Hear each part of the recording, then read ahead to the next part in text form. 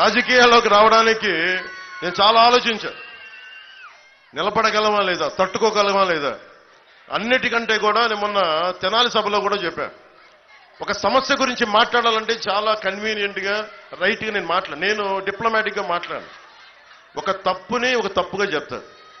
ఒక సమస్యని వేలెత్తి చూపించానంటే అది వేలెత్తే చూపిస్తా. ఓట్ బ్యాంక్ పాలిటిక్స్ నేను చెయ్యను. నేను భారత రాజ్యాంగాన్ని సంపూర్ణంగా నమ్మిన వాడిని.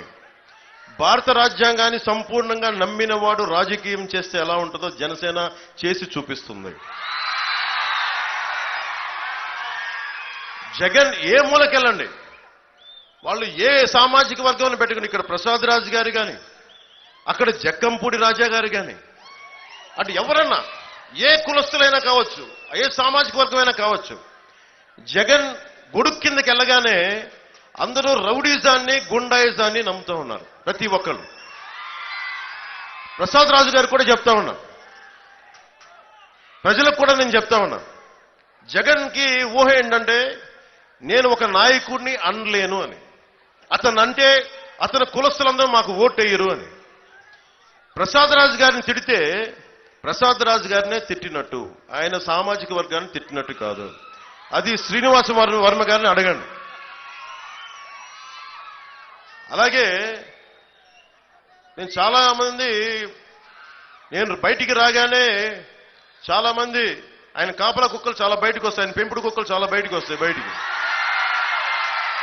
వాళ్ళందరికీ చులకన ఏంటంటే పవన్ కళ్యాణ్ మా సామాజిక వర్గం కాబట్టి మేము ఏదైనా అనొచ్చని తన్ని తగలేస్తాను. ఇలాంటి పిచ్చి వాగుళ్ళు వాగారంట.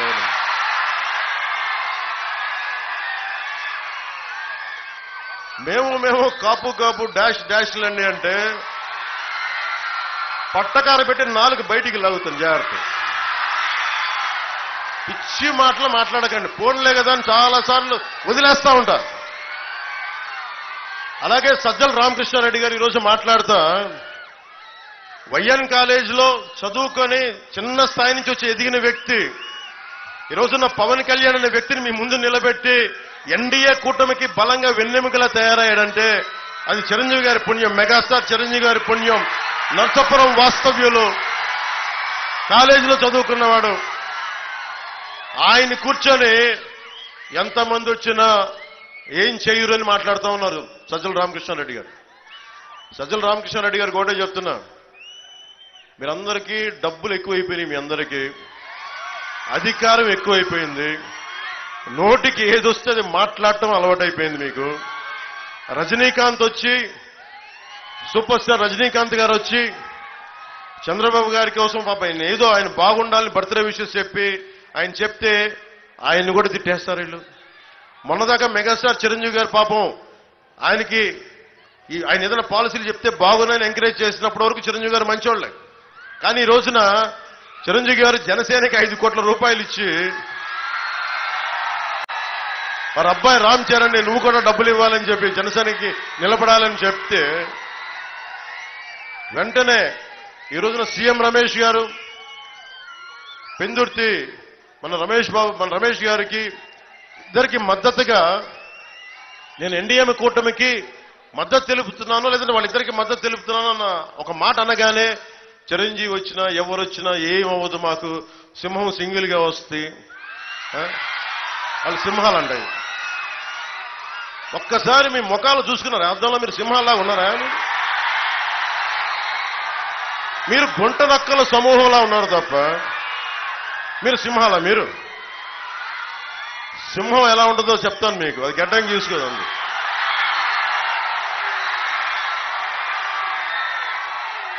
సింహమే మీతో పోరాడింది. అంటే గుంట నక్కలు, హైనాలు, తోడేళ్లు ఎన్నొచ్చినా మేము సింగిల్ గా వస్తా ఉంటే, బాబు సజ్జల రామకృష్ణారెడ్డి నీకు నా సంగతి తెలియదు. నీకు నేను ప్రతిరోజు జగన్ కూడా చెప్తున్నా,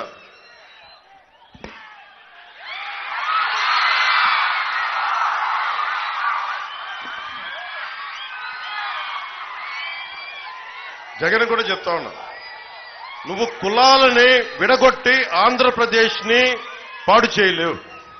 నువ్వు కులాలు విడగొట్టే కొద్దీ నేను కులాలని ఏకం చేస్తాను.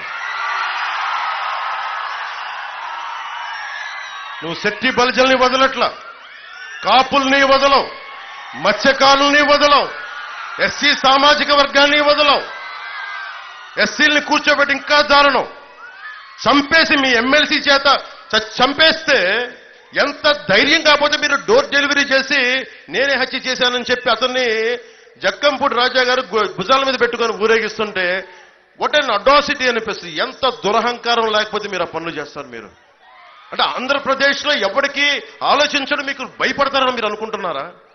బ్లేడు బ్యాచ్లను పెట్టుకొని మీరు రాజ్యాలని మీరు ప్రజల్ని నియంత్రణ చేద్దాం అనుకుంటున్నారా?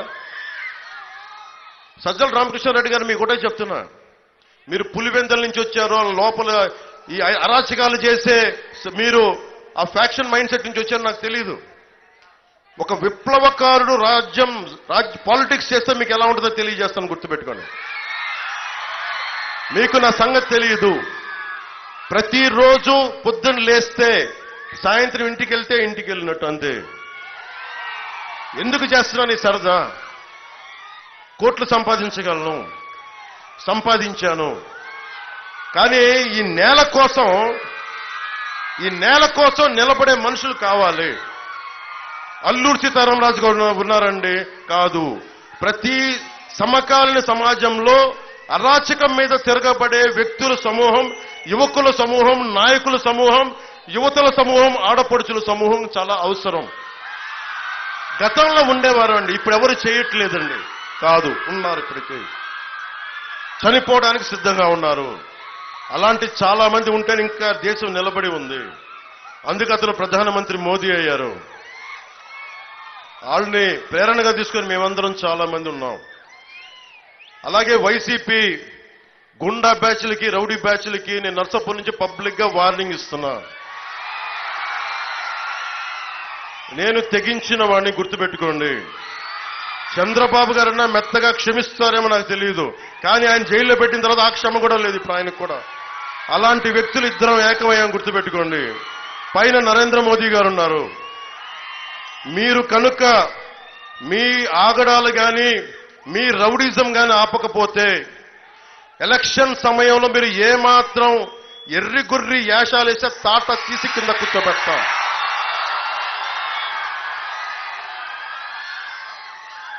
అలాగే నా మీద సామాజిక మాధ్యమాల్లో కానీ వైసీపీకి అనుకూలందరూ రెచ్చిపోయి పిచ్చి పిచ్చి వాగుళ్ళు వాగితే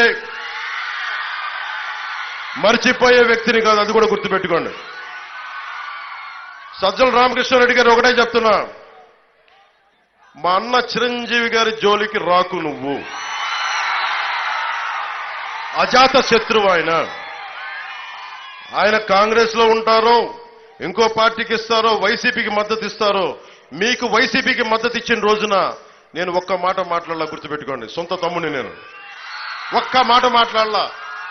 3 రాజధానీలు పాపం మంచిదే అని ఆయన మీరు ఒప్పిస్తే ఆయన పాపం దానికి అనుకూలంగా మాట్లాడారు. ఆ రోజు నేను ఒక్క మాట మాట్లాడాల. రక్తం పంచుకు పుట్టిన తమ్ముడు నేను. అంత అర్థం చేసుకున్న వ్యక్తిని. ఈ రోజున ఆయన కూటమికి మద్దతు ఇచ్చారు లేదా అది నేను ఇంకా చూడాల స్టేట్మెంట్. కానీ సజ్జల రామకృష్ణారెడ్డి గారి స్టేట్మెంట్ నా దృష్టికి వచ్చింది. సజ్జల రామకృష్ణారెడ్డి గారు, మా అందరి ట్యాక్స్ రూపంలో నువ్వు డబ్బులు తింటూ, ఈ మధ్యన కేంద్ర ఎన్నికల సంఘం కూడా చెప్పింది మీరు పార్టీలకి మాట్లాడకూడదని. అందుకని చెప్తా ఉన్నా, చిరంజీవి గారి జోలికి కానీ, రాష్ట్ర ప్రజల జోలికి కానీ, బడుగు బలహీన వర్గాల జోలికి కానీ, శెట్టి బలిజల బీసీల ఆత్మగౌరవానికి కానీ, కాపు సమాజం మీద కానీ దయచేసి పైకి మీరు ఒళ్ళు దగ్గర పెట్టుకొని మాట్లాడాలి.